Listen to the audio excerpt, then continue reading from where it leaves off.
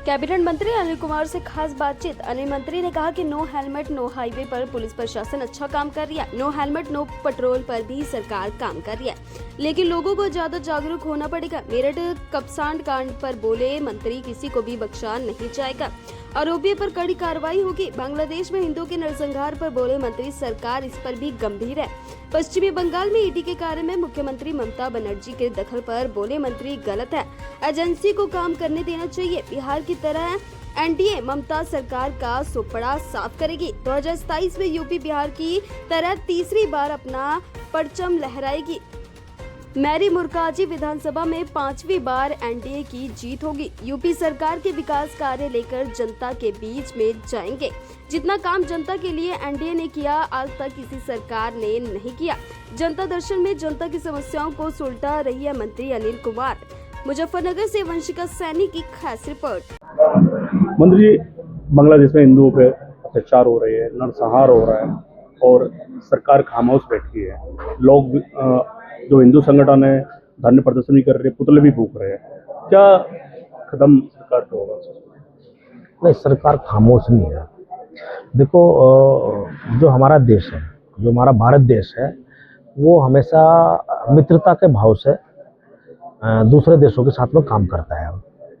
और भारत सरकार की भी हमेशा स्पष्ट नीति यही है, मोदी सरकार की भी, भाई यह तो हम देखो किसी को छेड़ते नहीं, लेकिन अगर हमें कोई छेड़ेगा तो हम उसको छोड़ते नहीं। और ये ऐसा देखने को मिला भी है। मान लो कहीं पाकिस्तान ने कोई बात कही तो उस पर लगातार उसका बड़ा जवाब जो है सरकार ने, हमारे देश की सेनाओं ने पराक्रम के माध्यम से देने का काम किया है।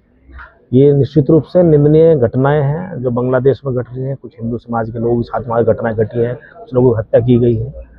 जितनी उसकी निंदा की जाए उतनी कम है। तो वहाँ के देश के लोगों को भी सोचना चाहिए, भाई आप जो है, क्योंकि वहाँ हिंदू अल्पसंख्यक है, तो आपको अल्पसंख्यकों की मदद करनी चाहिए, उनकी सुरक्षा करनी चाहिए।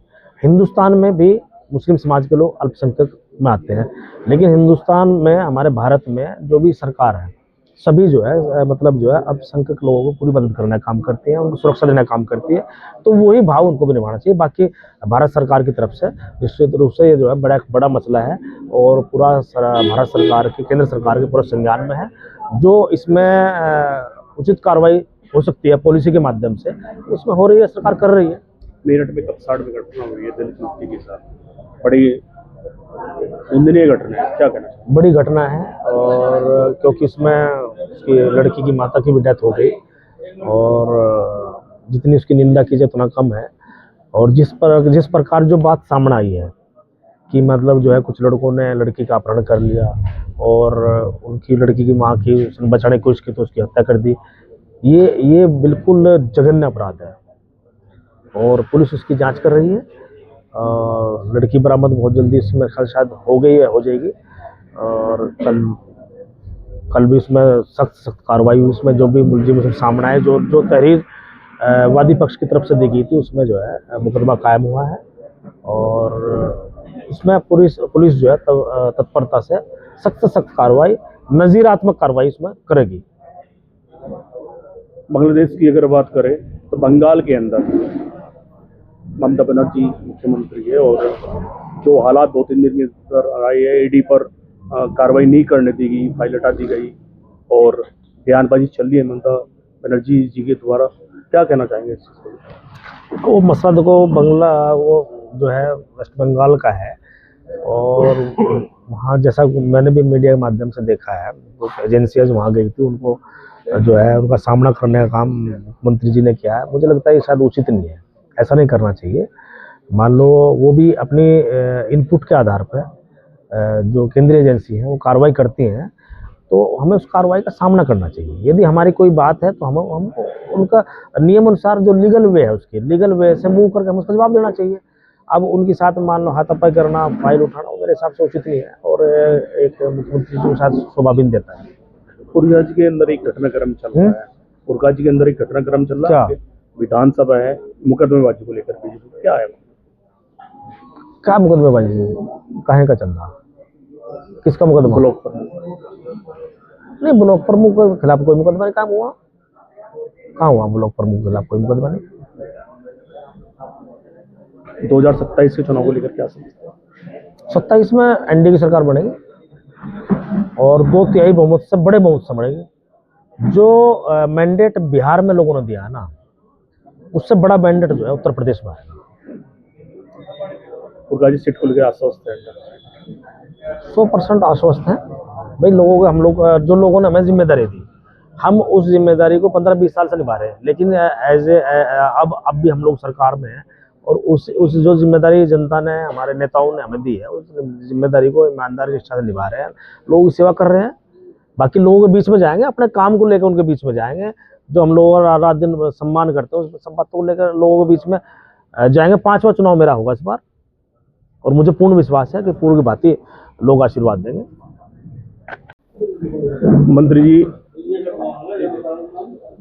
आज मुजफ्फरनगर जन सुनवाई कर रहे हैं, किस तरह की समस्या लोग पहला सवाल। जन सुनवाई आज नहीं, मैं रोज करता हूँ और जब भी बैठता हूँ सुबह से लेकर इतना तक अंतिम व्यक्ति का समाधान नहीं होता, इतना लगातार करता हूँ।